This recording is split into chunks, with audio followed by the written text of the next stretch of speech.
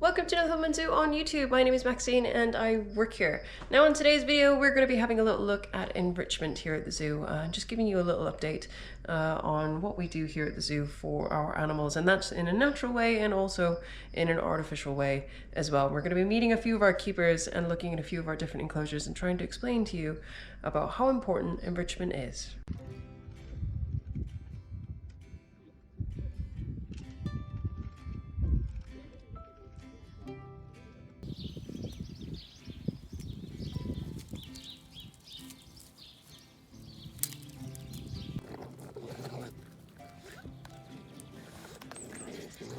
Me and Ryan are just in our little enrichment area, so we've got like a bit that's dedicated to storing lots of different enrichment.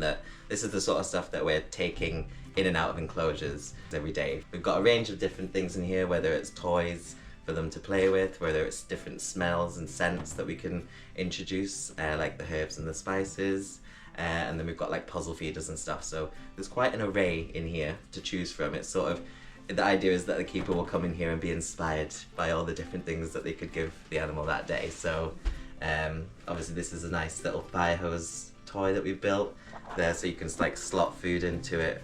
You can hang it up, or you can just chuck it in for an enclosure, like put in like fish and like squirrel and that. That's kind of the stuff that we use it for the cats and the otters. Hessian sack donated to us by a local coffee bean roaster. He provides us with loads of these Hessian sacks, which are amazing because they're nice, they're quite durable, and they last a long time. So we stuff them with like different, like wool sometimes, or we just put the food in, again hang it up. You can make hammocks with it. Like, it's quite a versatile piece of enrichment to give all sorts of different animals.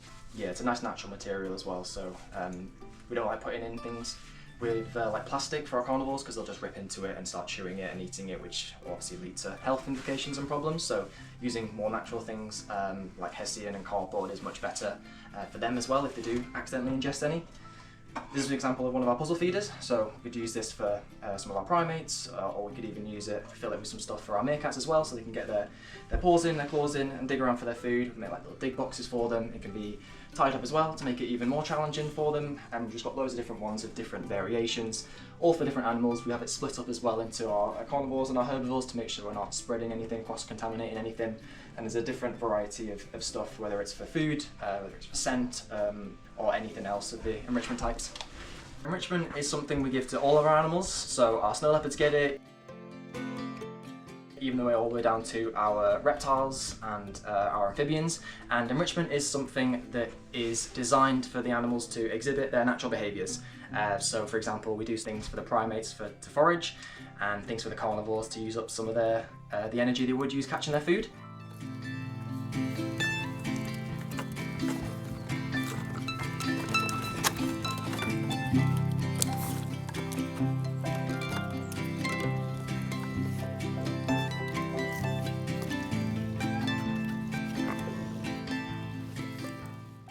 And it's also really good because it's mentally stimulating for them too. It gives them things to do, gives them natural things to do as well, and it makes things a bit more interesting for them in their enclosures.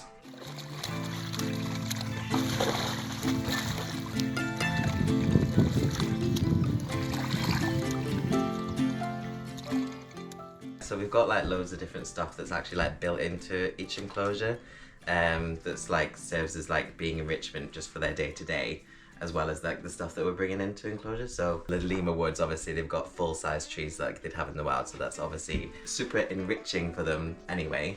But then we've also like built some other stuff for them. So we've got like loads of wobbly platforms and loads of different fire hose things that we've built for them that we can like slot the food into, that they'd normally be like foraging out in the wild.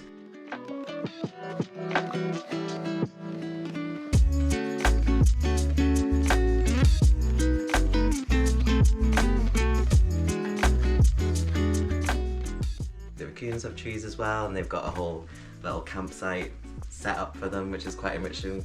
We set that up for them usually every time we go in to clean, and they love to trash it and flip all the boxes and dig through all the wood piles and stuff, so that's a really cool enclosure as well. Fia's as well, our serval, so she has quite an environmentally enriching enclosure with stuff we built ourselves rather than stuff that was already there. So she's got a feed pole that we've just recently adapted. It's got different hanging heights, so we can hang down food or even just like scent bags for her to kind of jump up and interact with. She's also got a zip line as well, so we can tie the food to it to make it a bit more challenging for her to get to.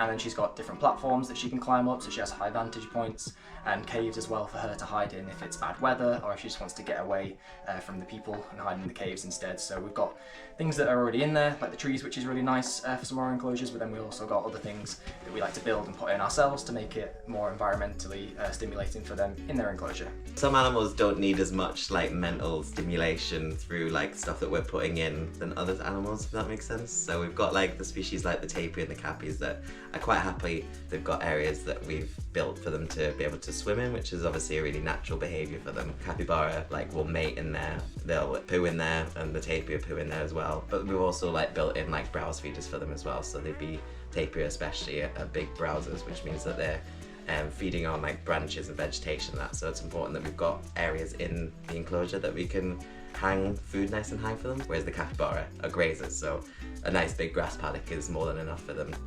The rainforest is another good example as well. It's one of our newest enclosures that is pretty much just like taking a chunk of the rainforest and bringing it here to Northumberland. So we've got loads of natural plants in there for them, things like fig trees and banana plants that will grow different fruits for them that they can forage over time, and then things will drop to the floor for the things like the agouti to go naturally forage with. So we can spread around like the nuts and seeds, which is a big part of their diet, and they can naturally forage without us having to interact with them or having to even spread it ourselves. And then there's loads of different climbing features as well for them, for the primates with the trees and the different plants in there, so they can jump around from those, which is exactly what they'd be doing in the wild. So it's nice that they can have enrichment while we're not there providing it for them.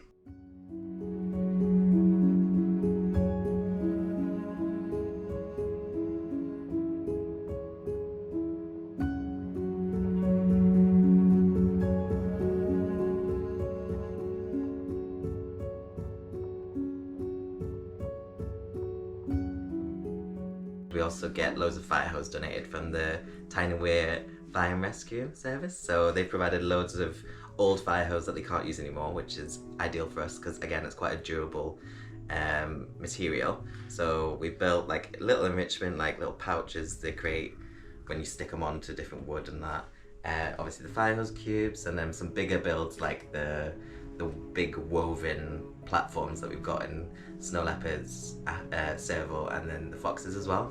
And they've gone down really well with those animals, like especially Dougal. That's usually where if he's out sleeping in the sun or that, then he's usually sleeping on the fire hose platform. We used to have like just a bog standard wooden platform, one or two of them I think in the fox enclosure, and then we found that Dougal was really liking it, so we wanted to give him more height options. So that's why we sort of decided to build this woven fire hose platform for him, and he did love it. It's much more exciting than just a bog standard platform, but he's got loads of them as well.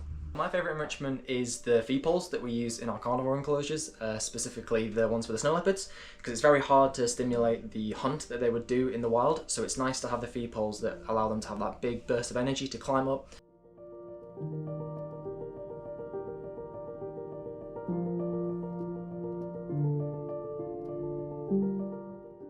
So we don't put any live food in for them because it's against the laws and regulations, so instead we try and make it more challenging in ways like that. And the feed poles, despite being a bit of a challenge, they do make it look quite easy.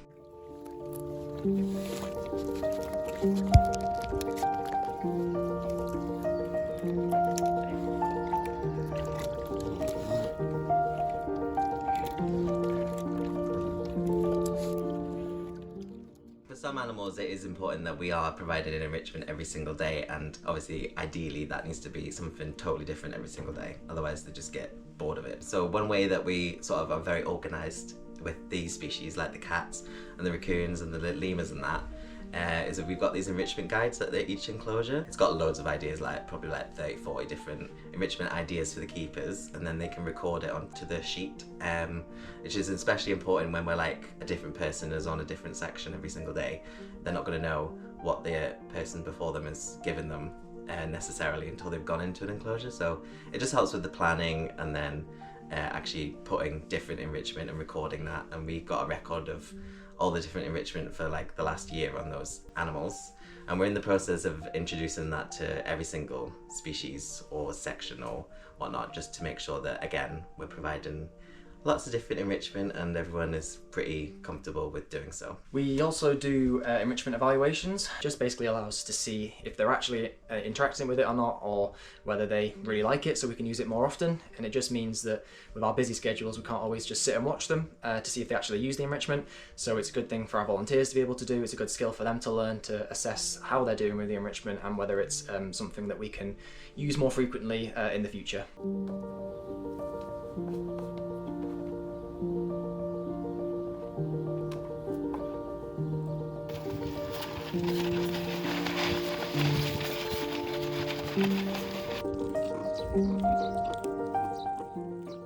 I really hope that you enjoyed that video and getting to see a little bit about what we do for enrichment and the animals enjoying some enrichment here at the zoo. Thank you so much for watching, and if you haven't done already, please do remember to subscribe to the Northumberland Zoo channel and like this video. And we shall see you next week.